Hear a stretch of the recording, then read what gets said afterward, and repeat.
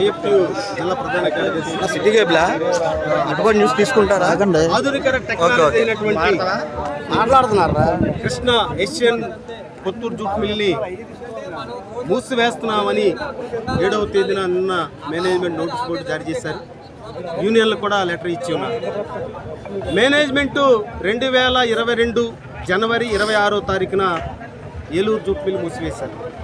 2024 April 7వ తారీఖున ఈ ఏషియన్ కొత్తూరు జూట్ మిల్లు మూసివేస్తున్నామని చెప్పేసి బోర్డు ద్వారాగా ప్రకటించారు. ఇది అప్రజాస్వామికం, చట్ట విరుద్ధంగా, అన్యాయంగా, దుర్మార్గంగా, రాజ్యాంగానికి వ్యతిరేకంగా ఈ యొక్క కొత్తూరు జూట్ మిల్లు మూసివేశారు. రమారమిగా మిల్లు స్ట్రెంత్ 4,300 మంది, ప్రజెంట్ 3,800 మంది కార్మిక వర్గాన్ని వీధుల పాలు, రోడ్ల పాలు చేసినటువంటి పరిస్థితి. మరి పరిశ్రమలు అభివృద్ధి చెందుతున్నటువంటి నేపథ్యంలో ఇది అత్యాధునిక టెక్నాలజీ గల ఏషియన్ క్వాలిటీ గల మిల్లుని మూసేయడంలో మేనేజ్మెంట్ ఆంతర్యం ఏంటి అనేటటువంటి ఒక ప్రశ్నిస్తున్నాం మేము యూనియన్స్గా. అదేవిధంగా మేనేజ్మెంట్ స్వరూపాన్ని మార్చుకున్నారు. మేనేజ్మెంట్ దీర్ఘకాలిక లాభాల కంటే తక్షణ లాభాలకు ఆలోచిస్తున్నారు. ఇది సరైనది కాదు. ఒక రియల్ ఎస్టేట్ చొక్కాని దొరుకుతున్నారు లునాని ఫ్యామిలీస్. ఇది సరైనది కాదు.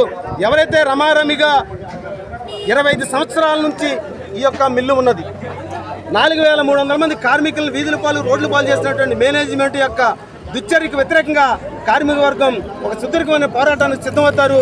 మేనేజ్మెంట్ తక్షణం మిల్లు తెరిపించి కార్మిక వర్గానికి ఉపాధి కల్పించాలని భారత కార్మిక సంఘాల ఐఎఫ్టీగా డిమాండ్ చేస్తున్నాం. లేకపోతే భవిష్యత్తులో ఒక సుదీర్ఘమైన పోరాటానికి సిద్ధమవుతామని ఈ సందర్భంగా హెచ్చరిస్తున్నాం.